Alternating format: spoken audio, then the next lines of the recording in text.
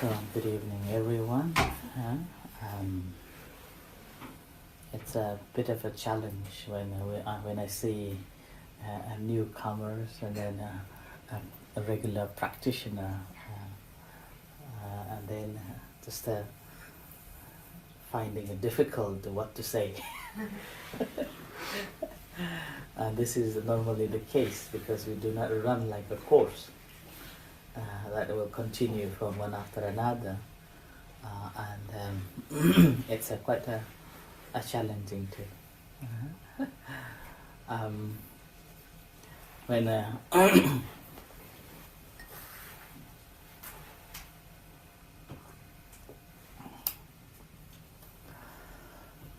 whenever we come across with the experiences, we normally define it into a pleasant or unpleasant. And sometimes we just ignore them. And that recognition of pleasant and unpleasantness, again, that's purely based on our desires. Our desires. If we have desire to want, then we will be making it the stories that this is such a wonderful thing I should have. That's why normally children will fight for it and saying that this is the only thing I want, nothing else. Whereas opposite, if that thing doesn't matter how good that is, and you dislike it, there will be a tendency of pushing it away. Because that's unpleasant. I don't want it to be with me. It's like fighting between iPhone and a Samsung. People who likes the Samsung will say, "Oh, iPhone is terrible," and in the meantime, someone who's using iPhone for some time and used to with that, and you're given this Samsung and say, "Oh, it's so complicated. I can't have it. I can't use it. So I don't want it." Like that, pushed it away. But experience itself, things that comes to us itself, in a reality, that is actually very neutral. And that's just there as a natural truth, as a thing that is there. And that's happening because of the natural existence of its character. It's a nature. It's happening and it's there. And the same, we have our nature. We want and we have this nature of doing it. And in between, this nature of the things that comes, itself, it is functioning due to its own character. And when it is functioning, we have a relationship with it, and we also have a different character connected with it, and that's how we become conditioned with that into a pleasant or unpleasant. We have our own nature, and that has also their own nature. Nothing to do with one another as long as it's not tuned in. Now, practice of a mindfulness meditation is like that. The ability to recognize that things that we are coming across, things that we are experiencing, is purely, it's a natural character of each individual items. Our and also that as well. And when we understand that one, what happens that we will not be bordered by that at all. Able to let it be. Rather than wanting to have or wanting to get rid of in that way. And in order to do that again, basically, our mind is something that always on the drive. It's always going, always running, always moving. It's very difficult to tame, very, very difficult to train it. And there are the states that sometimes we think that I want to know this one, and sometimes we think that this is the state that I think I am. But oftentimes that's a deluded state as well. That's not a pure state, because we are still driven by so-called defilements, desires, hate, negativities. As a result of that, what happens is that we haven't understood properly. But when we practice mindfulness meditation, at least we begin to see from the basic levels that how things happen and how do we deal with that. And further on, we will be able to recognize our own mental states. And that mental states, again, will help us to reduce our reaction more and more, but learning to be with one in the present moment, in the moment here and now. But obviously, oftentimes we have this concept that when we practice meditation, it's just a practice of meditation. It has so many other fundamental things that we have to practice in order to enhance in the practice. And that basically begins from learning to share, learning to give, learning to share. And that is again very important. If we learn to share, learn to give, then that is the beginning of the practice. Oftentimes we think that it's very difficult to give. And then when we look at ourselves, between a giver and a receiver, which one do you think we are in? We are a receiver, probably 99%, than a giver. We give very little, and yet we have so many things to complain. Right? Whereas if we learn to give little by little, even small things, what happens is that slowly we are, there is a word called, we are, do you know how to make a roti? Yeah? You know, yeah? Roti. So you mix with the water and you make it so blending in, and it's become so, there is elasticity. Elasticity, and also it can go together again, merging into it. So that is basically, we are making our mind in that way. Flexible. Sorry? Not flexible. It's It can be molded. It can be molded. not just a molded, it's become a state,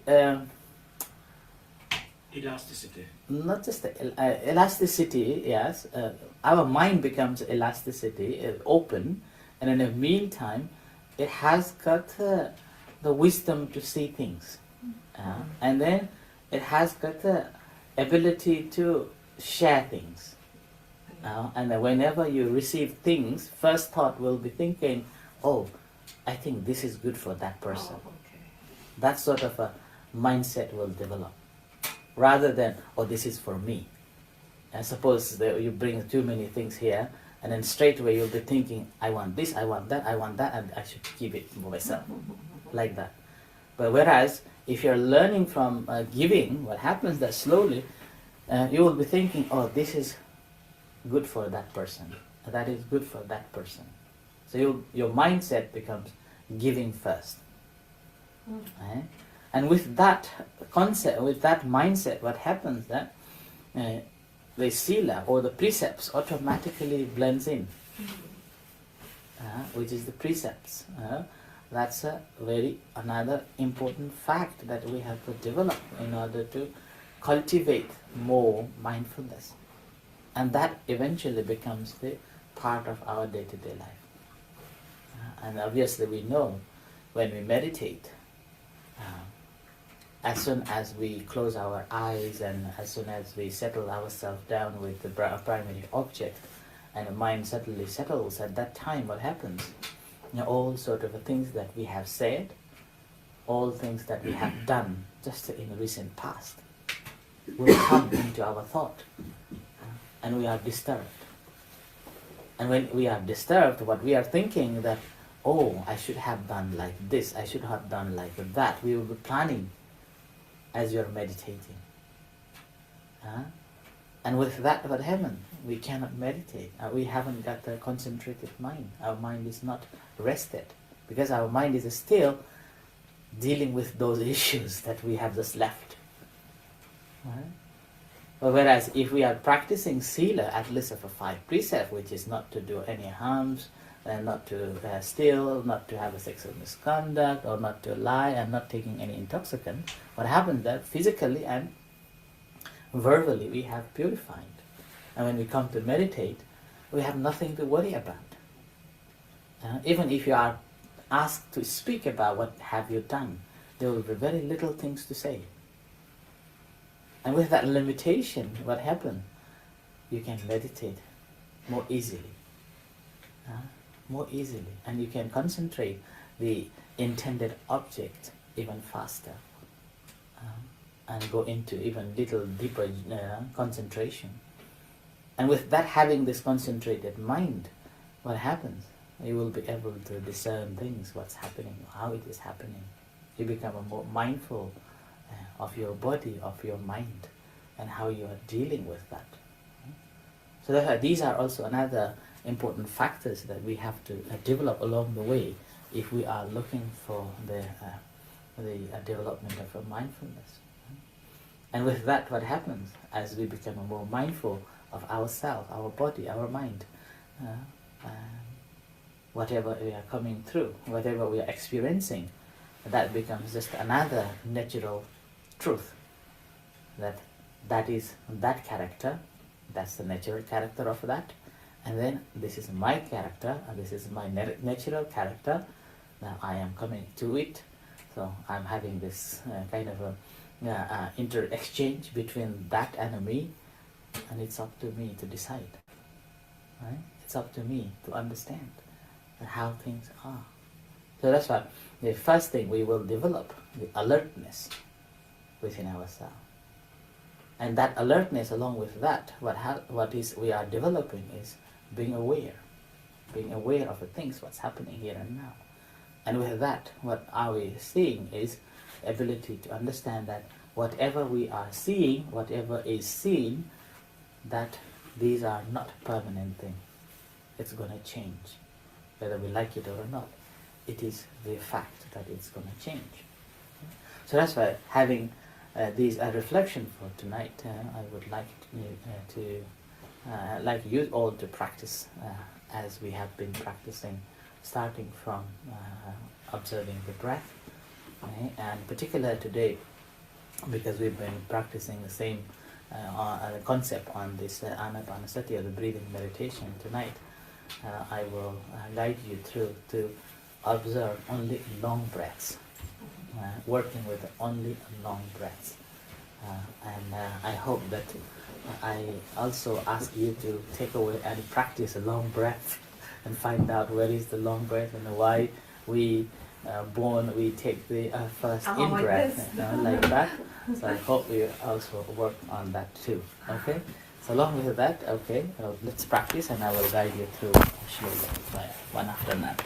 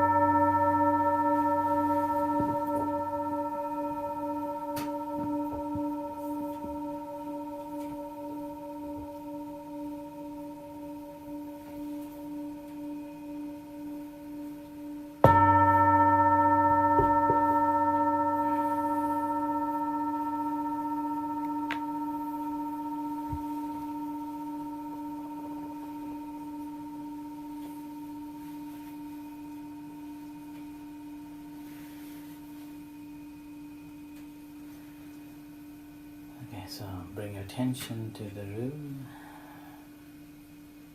aware of your sitting body. Relax yourself. Leave all your responsibilities aside. And gently close your eyes. As you close your eyes, experiencing entire body sitting here and now.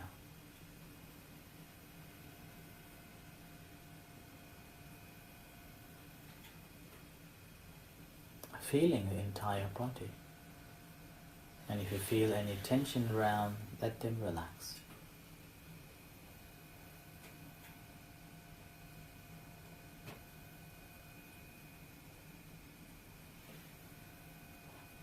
So sitting comfortably in a relaxed position.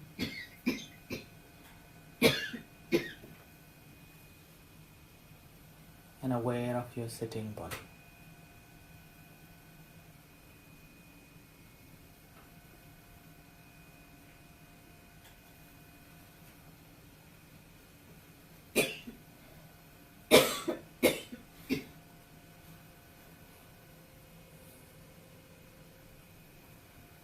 And just going through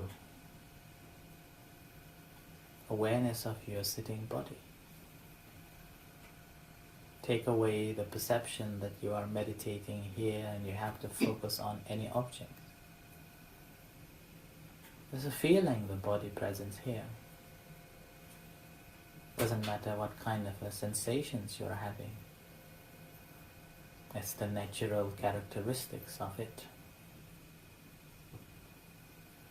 And we are simply being alert to it, aware of that. And do not try to change it, or do not try to stay with that.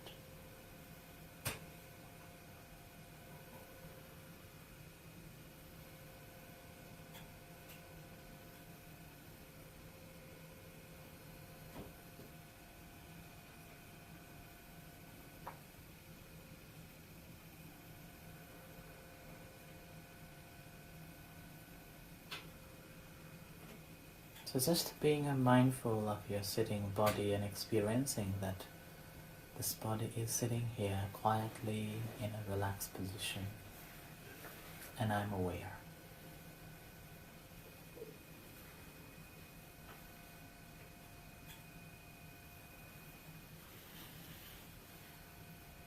So we see it as a sitting relaxed, perceiving it as it is, not thinking of this or that.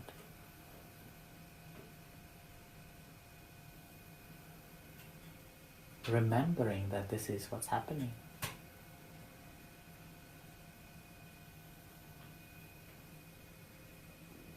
And knowing entirely.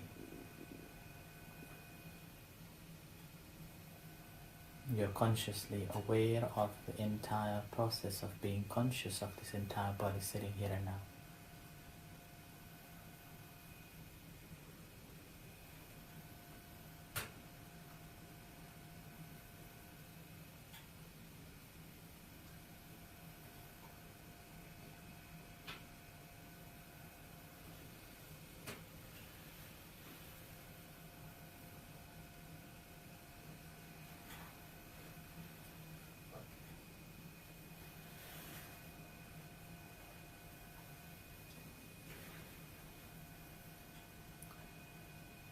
And now, I want you to breathe in very long until you can breathe in.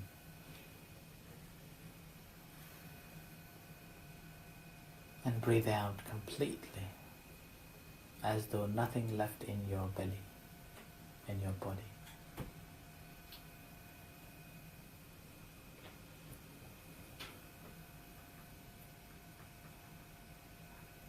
When you're breathing out, you may use your mouth to blow it out.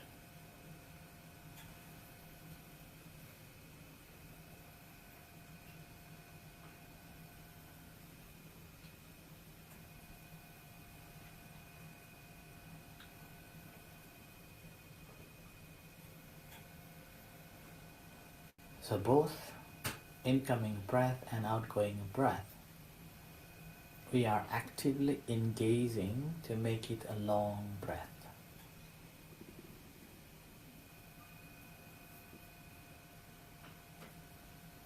So you're playing with that breath, making it long, incoming breath and outgoing breath. And when breath coming out, you can use either the nose or your mouth.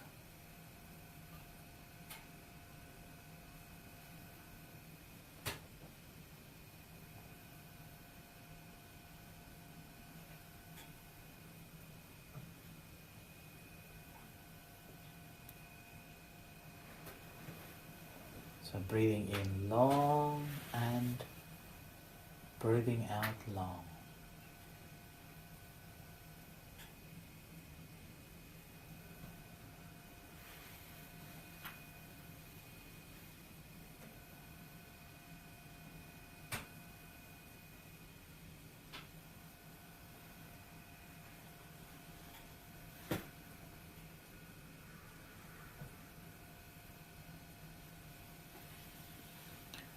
And here, when you are watching this breath coming in and going out, and a long breath coming in, long breath going out, where are you watching that? Where are you recognizing that breath? Long breath coming in and long breath going out.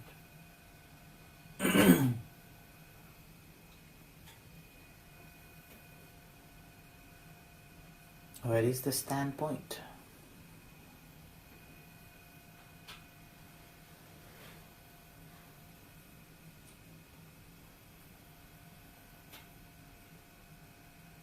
Are you aware of this long breath at one specific place or a different place?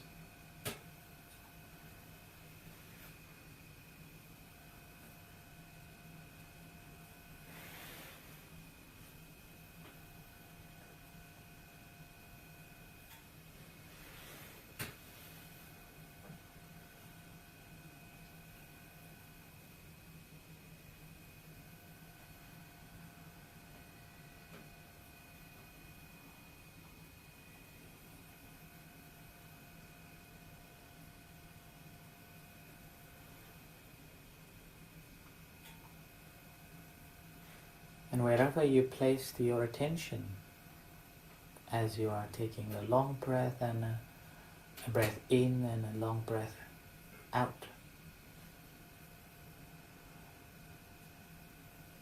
has a lot to do with our physiology, with our feelings and with our mind and our intention.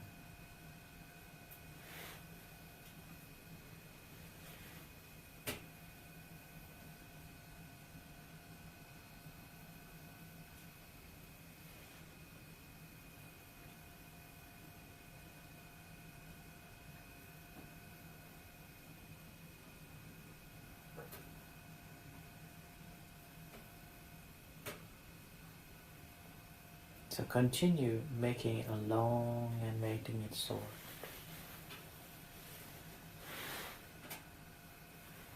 So inhalation of the breath until the end of it, that you cannot breathe in anymore. Similarly, when you breathe out, nothing is coming out to the ultimate end of it.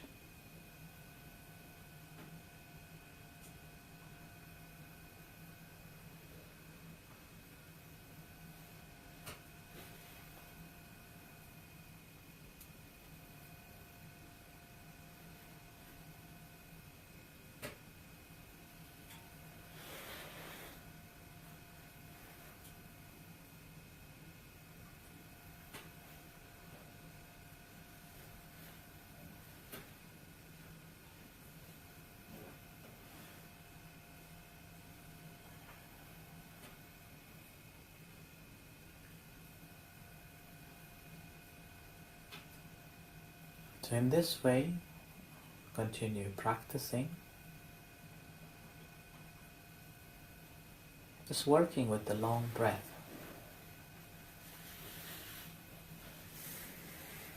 incoming breath and outgoing breath, making a long incoming and making it short, making it outgoing long.